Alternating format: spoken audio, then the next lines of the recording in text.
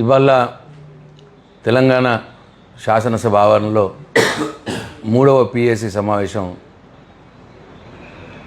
జరిగింది. అయితే మొదల నుంచి మా పార్టీ యొక్క స్టాండ్, మా పార్టీ యొక్క ఆదేశాల ప్రకారం ఈ రేవంత్ రెడ్డి ప్రభుత్వం చాలా అన్డెమోక్రటిక్గా మరి పిఎసి చైర్మన్ని నియమించినారు. మా పార్టీ నుంచి బీఆర్ఎస్ పార్టీ నుంచి కాంగ్రెస్ పార్టీలోకి మారినటువంటి గాంధీ గారిని పిఎసి చైర్మన్గా చేసినారు. హరీష్ రావు గారు వేసినటువంటి నామినేషన్ని మాయం చేసినారు. ప్రతిపక్ష నాయకుడిని సంప్రదించే పిఎసి చైర్మన్ నియమించాలనే సాంప్రదాయం ఉన్నది అనాది కాలంగా. ఆ సాంప్రదాయాన్ని తుంగలో తొక్కినారు. ప్రతిపక్ష నాయకుడిని అసలే సంప్రదించలేదు.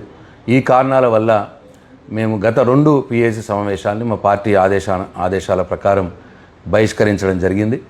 పోయిన పిఎసి సమావేశాల్లో మా సభ్యులు గౌరవనీయులు రమణ గారు మరి ప్రతిపక్ష నాయకుడిని సంప్రదించకుండా మీరు పిఎసి చైర్మన్ని నియమించినారు, ఇప్పటికైనా పునరాలోచన చెయ్యండి అని చెప్పి ఆ సభలో మొన్న 2వసారి సమావేశంలో రమణ గారు స్పీకర్ గారిని కోరడం జరిగింది, ప్రభుత్వాన్ని కోరడం జరిగింది. కానీ ఇప్పటి మట్టుకు కూడా వాళ్ళ ఆలోచనలు మార్పు లేనందువల్ల మళ్ళీ వాళ్ళు అదే అంశాన్ని మేము లేవనెత్తి మరి ఆ నిర్ణయం ఏమైనా ఉంటే చెప్పిన తర్వాతనే ప్రొసీడింగ్ స్టార్ట్ కావాలని చెప్పినాం.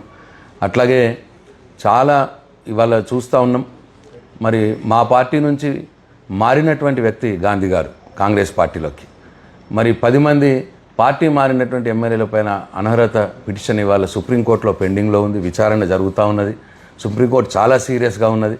ఇటువంటి సందర్భంలో పార్టీ మారినటువంటి వ్యక్తికి పిఎసి చైర్మన్, గాంధీ గారికి పిఎసి చైర్మన్ ఇచ్చి సమావేశాలు నడపడం ఇది కరెక్ట్ కాదు, మేము దీన్ని ఖండిస్తున్నామని చెప్పి బాయ్కాట్ చేసి మా బీఆర్ఎస్ పార్టీ సభ్యులం, పిఎసి సభ్యులం అందరం కూడా, నేను, రమణ గారు, గంగుల కమలాకర్ గారు, సత్యవతి రాథోడ్ గారు అందరం కూడా బాయ్కాట్ చేయడం జరిగింది.